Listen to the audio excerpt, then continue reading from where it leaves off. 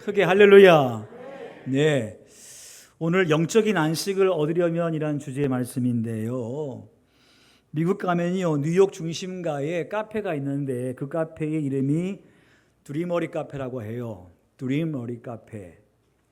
보통 카페는 사람을 만나가지고 차를 마시면서 대화를 하는 곳이 카페 아니겠습니까? 근데 그 카페는요, 딱 들어가면 조용합니다. 어디에도 사람 말소리 들리지 않습니다. 카페 이름에서 보듯이 드림어리예요. 딱 들어가면 이제 안내하는 직원이 손님을 모시고 한 방으로 모시고 가요. 원통형의 방이 하나 있습니다. 근데 방 안에 아주 너무나 포근한 소파가 하나가 누워 있습니다. 그리고 조명 빛깔이 잠자기에 좋은 빛깔로 은은한 빛깔이 비춰오고 그 안에는 포근한 음악이 흐르고 있습니다. 그래서 거기에 딱 들어가서 이렇게 누워서 뭐 하냐면 잠자는 거예요. 잠자는 카페예요. 45분에 3만 원. 비싸요? 안 비싸요? 한번 자면 2시간 잘 것 같은데 그럼 얼마인지 모르겠습니다만은 45분에 3만 원인데 사람들이 줄 서 있습니다.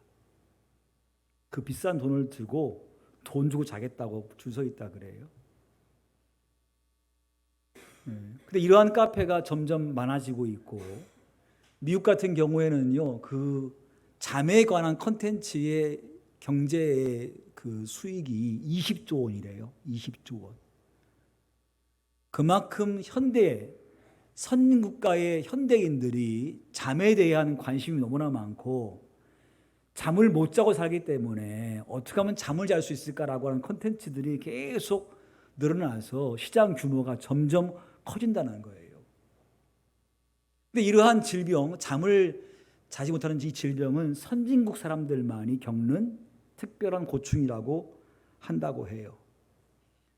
그래서 잠에 관한 컨텐츠의 그 경제에 대해서 말하기를 슬리프노믹스라고 그렇게 표현을 해요.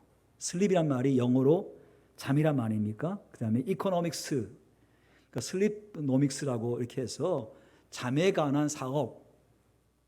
혹시 카페 하실 분이 계시면 한번 아이디어로 한번 써보시죠. 잠자는 카페. 아직은 우리가 이른가요? 근데 우리나라도 많은 사람들이 잠을 잘 못 자고 있어요. 여러분 잠을 잘 주무세요? 잠을 잘 주무시냐고. 잠을 잘 자는 것은요, 진짜 큰 축복이에요. 많은 사람들이요, 불면증에 시달리고 있습니다. 그래서 잠을 자는 약을 먹지 아니하면 사실은 잠을 못 이루는 사람이 참 많아요. 이 몸은요, 잠을 안 자면 계속 잠을 자라고 요청을 해요. 그게 졸음이죠, 졸음. 오죽하면 예배 시간에 나와 잠자지 않습니까, 이렇게. 이게 참, 이게 왜냐하면 어쩔 수 없는 거예요. 이 몸이 피곤하니까 자는 거예요. 그 나쁜 거 아니에요. 그만큼 당신에게는 잠이 필요합니다는 얘기를 자꾸 몸이 하는 거예요. 그리고 주께서 말씀하시기를 사랑하는 자에게 뭘 준다 그랬어요? 오죽하면 교회와 잠자게 하겠어요. 오죽하면. 그렇죠? 사랑하시니까 그래, 여기서 자라. 여기서 자라 이렇게 잠을 주시는 것 또한 어쩌면 축복일 수 있어요. 잠이 정말로 중요하지요. 잠을 안 자면 공부할 때 졸립니다. 일할 때 졸리고요. 심지어 운전을 할 때도 졸려요.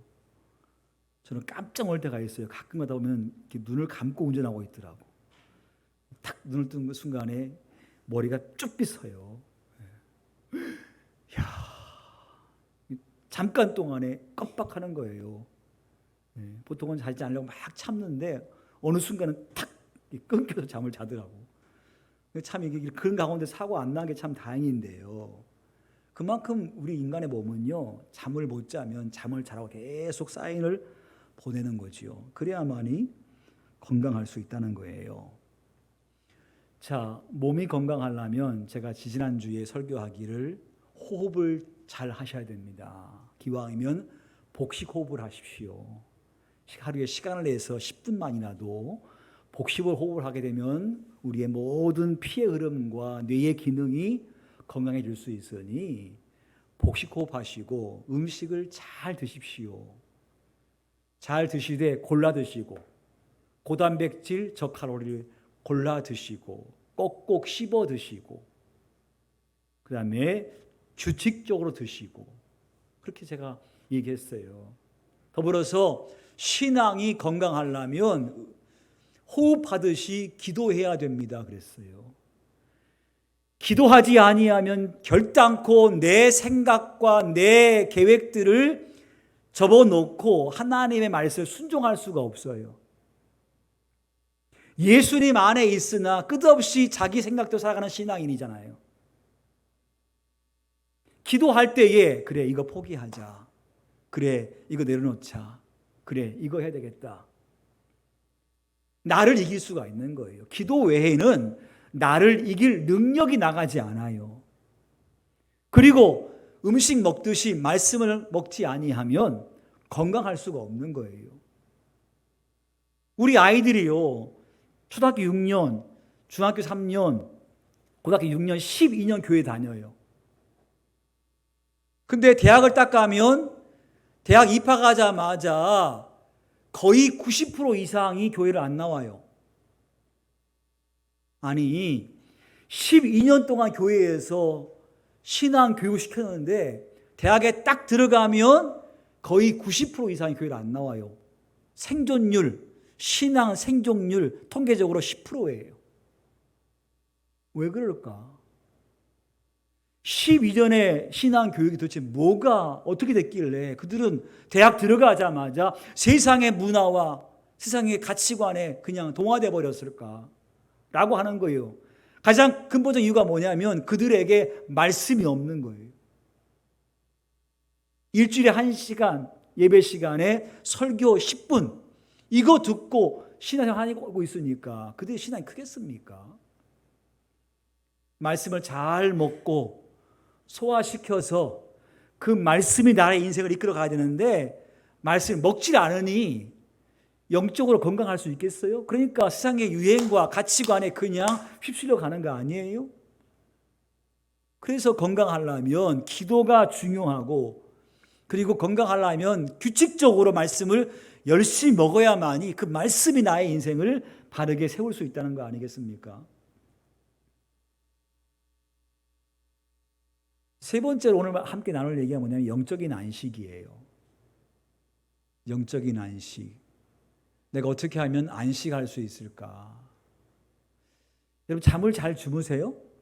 네, 잠을 잘 못 잔다는 것은 뭐냐면 내가 지금 어떻더라? 평안하지 않은 거예요.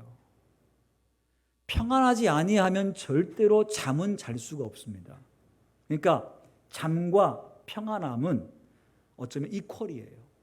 그래서 주께서 사랑하는 자에게 잠을 주신다 그랬으니까. 잠을 잘 자려면 몸과 마음이 평안해야만이 잘 수가 있는 거예요. 아파 보세요. 잠 잡니까? 또 마음속에 염려, 근심이 있어 보세요. 잠 잘 수 있습니까? 잠은 주무시겠죠. 선잠 주무세요. 잠을 아무리 자도 일어날 때 개운하지가 않아요. 잠을 자긴 자는데 밤새 꿈을 꿔요. 꿈의 의미도 없어. 그냥 잡다한 꿈이에요. 그냥 꿈속에서 그냥 뭐 잡다한 꿈을 꾸고 아침에 일어나는 거예요. 복잡한 거 아닙니까? 그렇게 수면하면요 몸은 건강하지 않아요. 잠을 잘 잔다고 하는 것은 평안함을 의미해요. 그래서 예수님께서 그런 말씀하셨지 않습니까? 내가 평안을 너에게 끼친다 그랬어요. 내가 나의 평안을 너에게 준다 이렇게 말씀했어요. 저는 인생 속에서 가장 큰 복이 뭐냐라고 저에게 물으신다고 한다면 저는 단호하게 답할 거예요. 평안이라고. 돈도 아니고 건강도 아니고 그 어떠한 것도 아니라 평안이 가장 큰 축복이다 라고 저는 이야기할 겁니다. 그 평안함은 돈으로 살 수 있는 거 아니에요. 돈이 아무리 많아도 그 사람 또한 늘 염려와 근심이 있습니다. 또 가난하다고 해서 평안하지 않아요. 어려운 대로 근심이 있습니다. 건강하다고 평안하지 않습니다. 몸이 아프다고 해서 또 평안하지 않습니다.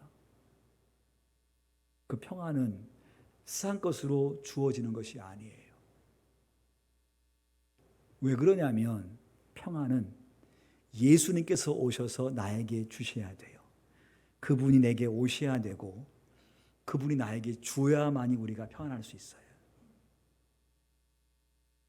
오늘 귀한 이 아침에 예수님께서 여러분 마음속에 오셔서 여러분이 그분을 맞이하시고 그분께서 여러분에게 평안을 주노라 하고 말씀하실 때에 여러분이 그 말씀에 아멘 할 수 있다고 한다면 여러분은 평안한 삶을 살 수 있어요. 왜냐하면 인생은 절대 평안함이 없습니다. 여러분 인생이 언제부터 평안함을 잃어버렸습니까? 에덴 동산에 선악과 따먹은 순간부터 인생은 불행해지기 시작했습니다. 즉 하나님에서부터 쫓겨나는 순간부터 인생은 불행해지기 시작했습니다. 그러면 쫓겨난 아담과 하와와 가인과 아벨에게 물질이 없었느냐는 거예요. 아니에요. 이 지구상에 넓은 땅덩어리에 곡식과 많은 과일이 있기 때문에 먹을 염려 아무것도 없어요. 뭐가 부족해서 평안하지 않은 게 아니에요. 하나님을 떠나는 그 순간부터 인간의 마음속에 불행함이 찾아왔고 근심이 온 거예요.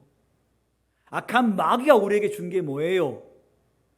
죄라고 하는 것이고 죄는 죽음을 두려워하게 되어 있습니다. 그 죄 때문에 우리가 늘 불행하고 염려스러운 것이고 그 죄가 나에게 두려운 마음을 주어요. 반대로 예수님께서 내 안에 오셔서 나를 지배하시게 되면 우리의 마음속에 죄의 문제가 다 해결된 줄 믿습니다. 더 나아가서 우리가 죽고 사는 문제에 대해서 그렇게 매이지 않습니다. 죽어도 감사하고 살아도 감사하고 사나 죽으나 아버지 영광을 위해 살 수 있어 라고 하는 마음이 있습니다. 저와 여러분이 오늘 그리스도에 속해 있다고 한다면 이 고백을 할 수 있을 거예요. 나는 정말 평안합니다. 내 안에 죄가 해결되어 버렸고 내 안에 구원의 은혜가 있으면 우리가 누릴 수 있는 게 뭐냐면 평안함이라는 건 사실이지요. 주님께서 오신 목적은 이 평안함을 주기 위해서 왔다라고 말씀하는데 이 몸이 잠을 잘 자려면요 여러분 심령 속에 평안함이 있어야 돼요. 여러분 수면이 얼마나 중요한지 아시죠? 수면을 잘 하면 모든 기능이 정상으로 회복되어져요. 만약에 여러분 잠을 잘 못 주시면요 위험한데 이 몸속에 아밀로이드가 생기기 시작해서 침착되어서 치매에 걸릴 가능성이 높아져요. 그리고 알츠하이머 병을 앓을 수 있어요. 잠 못 자면. 잠을 많이 못 자면요 면역력이 떨어지기 시작하고 호르몬에 불균형이 생기기 시작하고 우울증을 앓을 수가 있고 잠을 많이 못 자면 고혈압에 걸릴 가능성이 많고 심혈관 질환을 앓을 확률이 잠을 잘 자는 사람보다 8배가 높아요. 그만큼 잠이 중요해요. 옆서 인사합시다. 잠 잘 주무시는 복을 누리십시오. 그러면 여러분 잠은 얼마나 자야 돼요? 얼마큼 자면 될까요? 그냥 학계에 의하면 영아 아이들은 10시간, 11시간 유아 아이들은요 10시간, 11시간 자야 된다는 거예요. 학생들은 최소한 8시간을 자야 된다는 거예요. 여러분은 몇 시간 자야 된다 그래요? 보통 7시간을 자야 한다 그래요. 성인들은 7시간을 자야만이 몸이 피로가 회복된다는 겁니다. 더 중요한 게 있어요. 근데 시간보다 더 중요한 게 뭐냐면 수면의 질이에요. 수면의 질. 시간이 중요하지만 더 중요한 것은 수면의 질이에요. 숙면이죠. 숙면. 그러니까 잠을 딱 들기 시작하면 바로 잠에 깊이 확 들어가 버리는 그 숙면은요, 얼마큼 유익하냐면 굳이 7시간을 안 자도 피로가 다 풀릴 수 있는 거예요. 숙면이 중요하죠. 잡시다 하고 바로 그냥 깊이, 보통은 가수면을 가다가 진짜 수면을 갔다가 다시 가수면을 이렇게 반복하거든요. 그런데 평안한 사람은 딱 자는 순간에 깊은 수면에 들어가다가 눈 딱 뜨면 깨는 거예요. 네. 그러니까 수면이 시간이 중요하기도 하지만 사실은 숙면이 더 중요한 거예요. 그러면 잠의 골든타임이 언제일 것 같아요? 언제 자야 돼요? 졸릴 때? 네, 물론 졸리 자야죠. 근데 학계에 의하면요, 잠의 골든타임은 10시랍니다. 10시. 10시가 되면 10시부터 2시 사이에 우리 몸에 멜라토닌의 왕성하게 활동한다는 거예요. 멜라토닌은 뭘 하냐면요, 몸의 독소를 제거하고 암을 예방하고 피로를 풀어주고 스트레스를 막아주고 노화를 방지해주는 역할을 한다는 거예요. 10시부터 2시 사이에 이 멜라토닌이 몸에 분비돼 가지고 몸에 있는 모든 피로와 스트레스들을 다 정리해서 회복시켜주고 기능들 다 회복시키는 일을 한다는 거예요. 그러니까 최소한 잠은 10시부터 2시 사이에는 10시 반에 잠을 자기 시작해야 될 것이고 그 시간에 푹 잘 때에 몸은 거의 건강하게. 그래서 어떤 사람은 4시간만 자도 피로가 다 풀린다는 얘기하는 게 뭐냐면 바로 이 시간에 숙면을 하는 거예요. 근데 만약에 여러분들이 12시에 주무셨어요. 그리고 7시에 잤어요.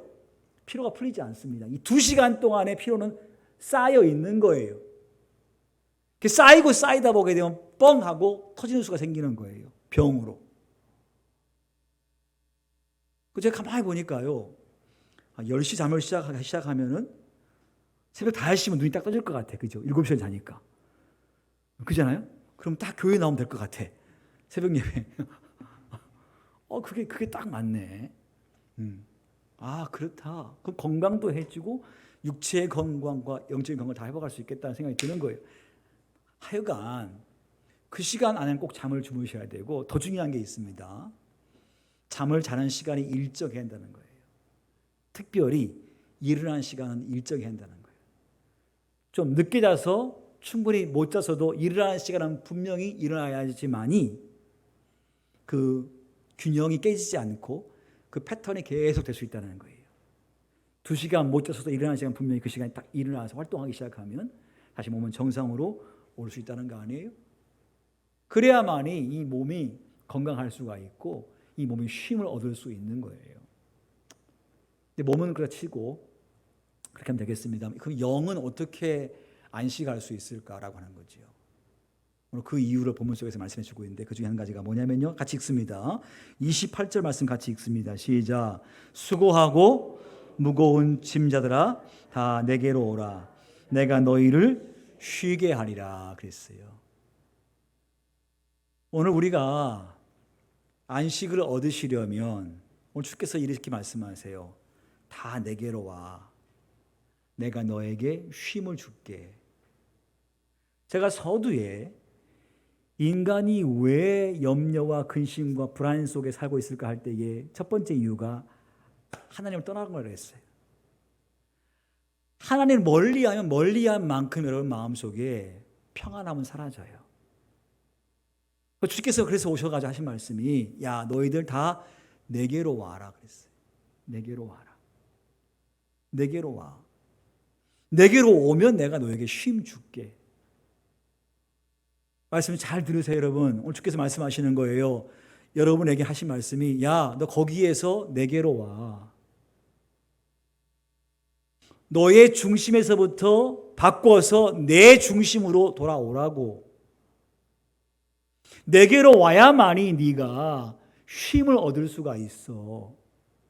나를 떠나는 그 순간부터 뭔가 잘 되는 것처럼 보이지만 뭔가 쌓이는 것처럼 보이지만 더 나아지는 것처럼 보이지만 아니야. 떠나는 그 순간부터 네 마음속에 근심과 걱정과 불안과 염려가 오게 돼 있어. 그러니 나한테 와. 이렇게 말씀하고 있는 거 아니에요? 왜? 인생은요, 수고하는 인생이고 무거운 짐이 있는 인생이에요. 수고란 말을 봤더니 그 말의 의미가 뭐냐면 육체적인 정신적인 짐이 수고라는 말을 해요. 헬라 의미가. 우리 인생 속에는요, 육체의 짐이 있고 우리 인생 속에는 수고의 짐이 있어요. 다 우리 모두 그런 인생을 살아가야 돼요. 이마에 땀이 나야만이 살 수가 있고, 해산의 수고가 더 해져야만이 아이를 낳을 수가 있고, 남편에게 복종해야만이 살 수 있는 인생, 그게 우리의 인생이에요. 어쩔 수 없어요. 수고의 짐이 있는 거예요, 다.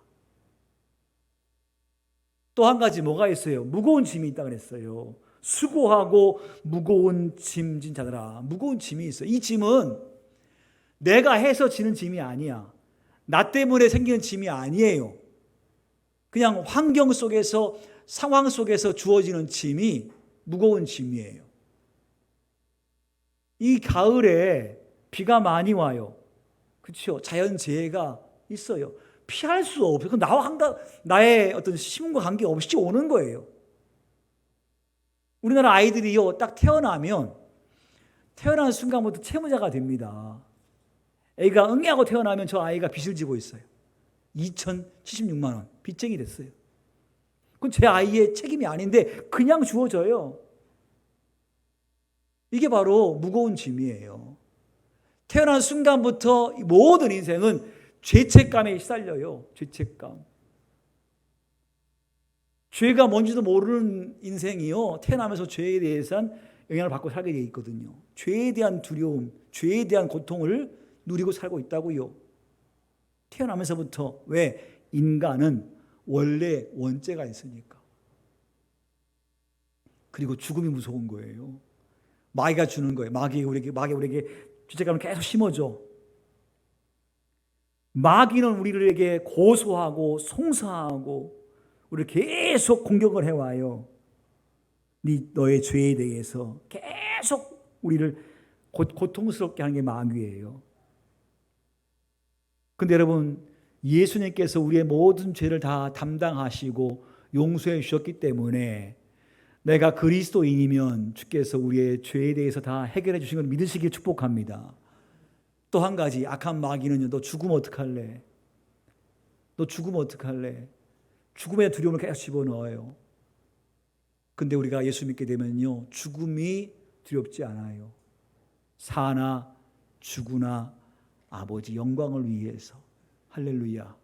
나 죽으면 바로 천국 가니 얼마나 좋아. 이렇게 고백할 수가 있고 죽음에 대한 공포를 벗어날 수가 있거든요. 어떻게 하면? 예수님께 나오게 되어지면, 나가게 되면 그 은혜를 힘입게 되는 거예요. 그러나 주를 떠나버리면 아무리 많은 것이 풍성해도 나의 마음속에 안식은 없는 거예요. 인간의 근본적인 질문 때문에 고통스러운 거예요. 오늘 귀한 이 아침에 저와 여러분에게 주의 평강이 임하기 축복합니다. 그래서 우리 마음속에 최소한 있으나 없으나 관계없이, 참 걱정이 많은 것 같아요. 요즘은 핵 오염수 방출로 인해서 어떤 피해가 오지 않을까. 바닷고기를 먹음을 통하여서 그 바닷고기에 있는 그 핵의 오염수가 내 몸으로 전달되어서 쌓이면 혹시 암이 발생하지 않을까.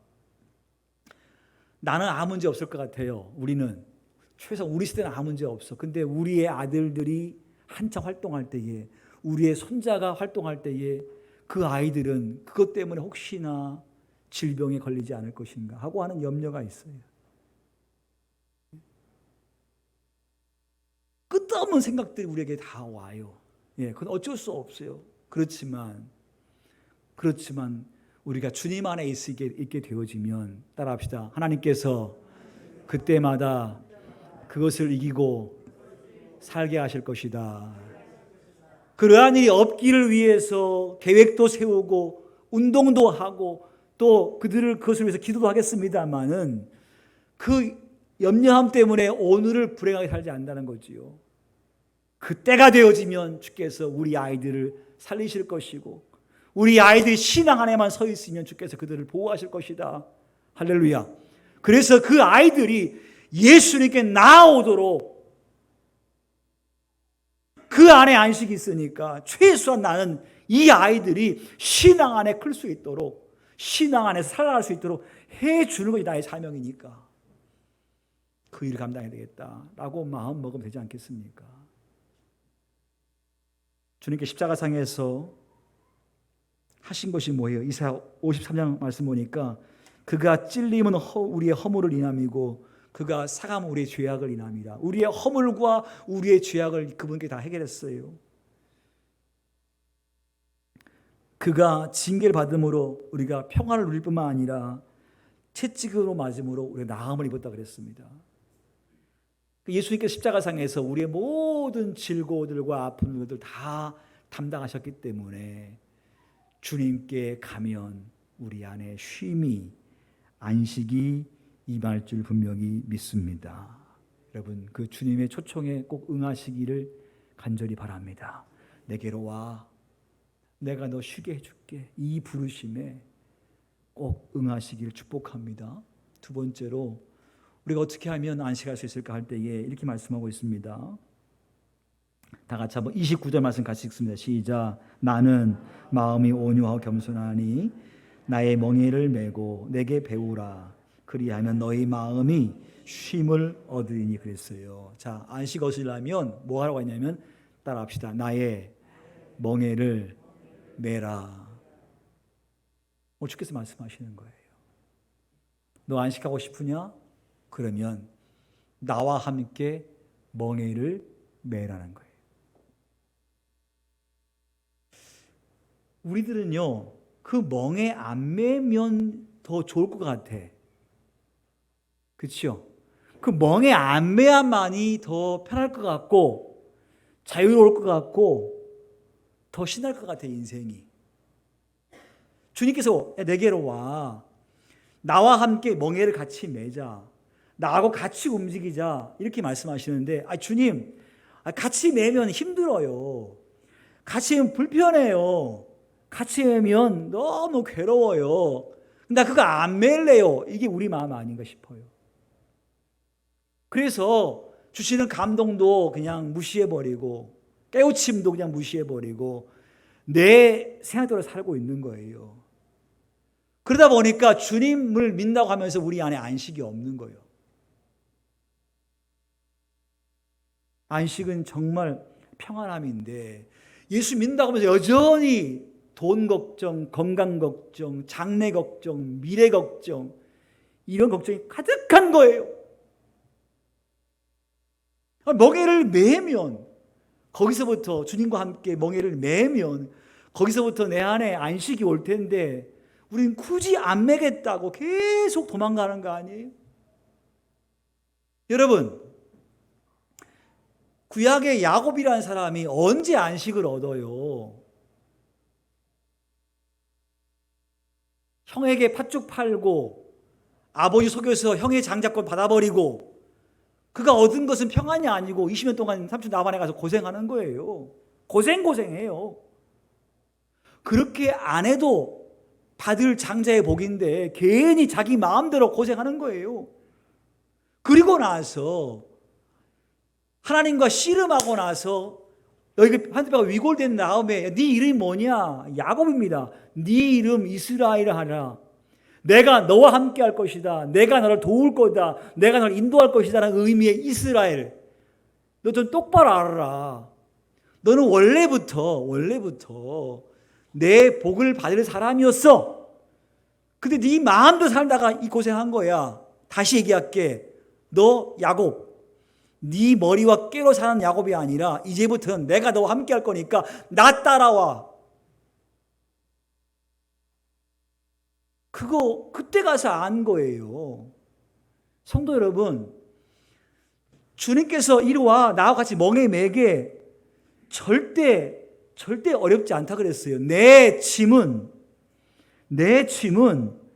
쉽고 가볍다라고 3절 말씀하고 있지 않습니까? 내 멍에는 첫 번째 쉽다 그랬어요. 쉽다. 내게로 와 멍에를 매라.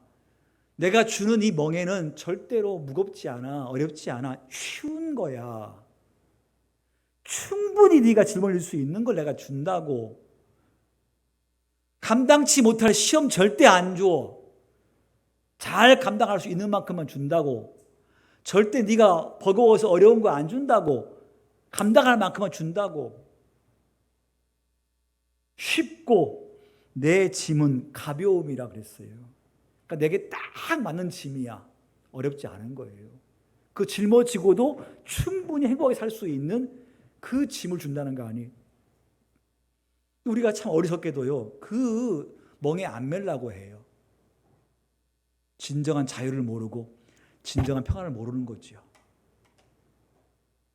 성도 여러분, 귀한 시간에 주님이 주시는 멍에는요, 여러분 절대 불편하게 하지 않아요.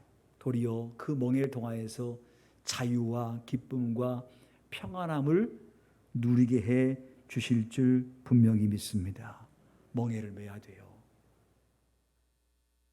멍에가 뭘까 여러분? 각자 다 아실 거예요. 주께 주시는 영적인 거룩한 부담감.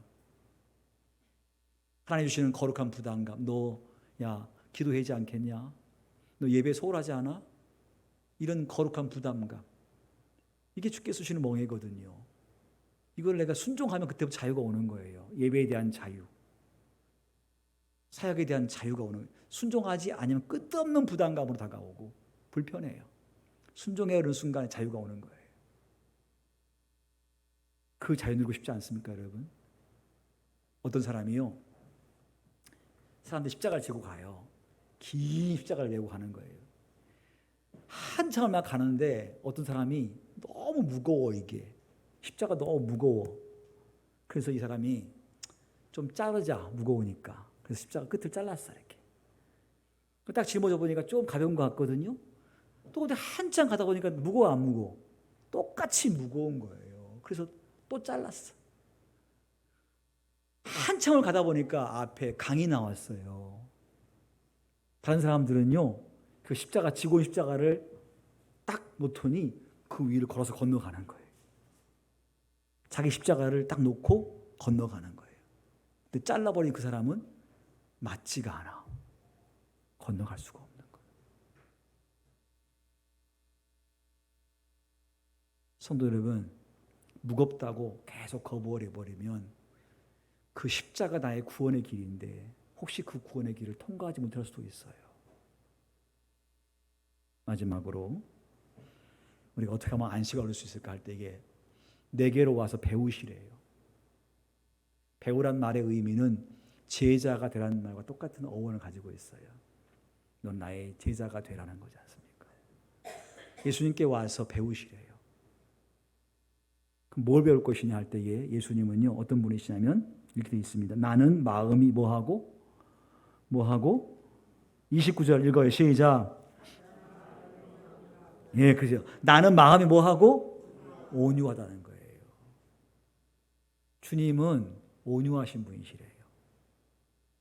내게로 와. 나하고 멍에를 매. 그리고 나와 함께 가자.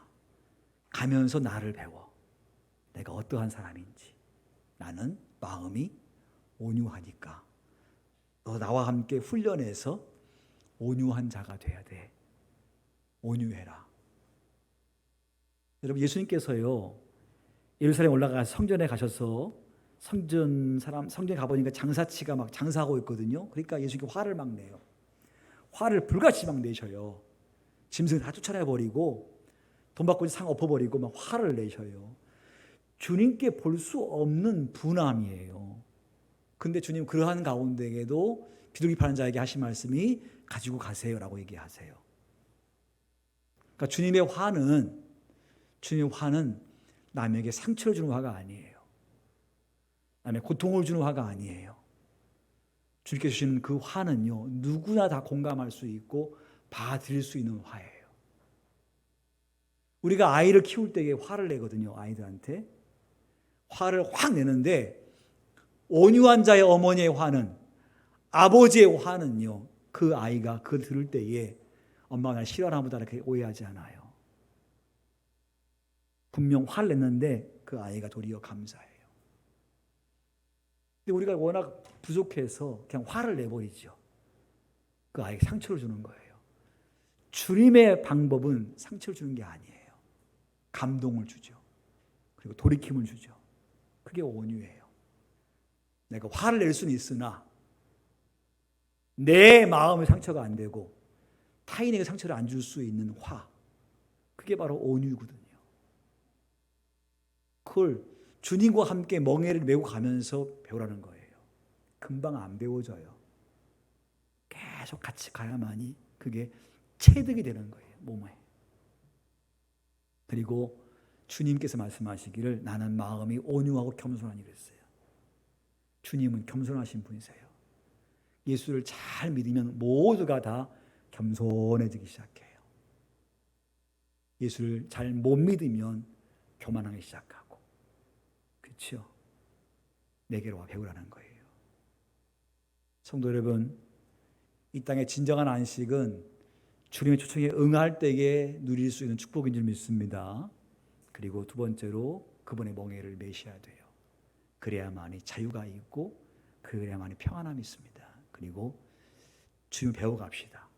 그분의 인격, 그분의 성품, 그들의 삶의 방법과 가는 길, 배움을 통하여서 남은 생에 뭐가 있고 없음에 흔들림이 없이, 아프고 안 아프고에 흔들림이 없이 이런 삶 속에 평강이 넘침을 통하여 몸도 건강해지시고 영적으로도 평안한 삶을 살아가시기를 주의 이름으로 축원합니다.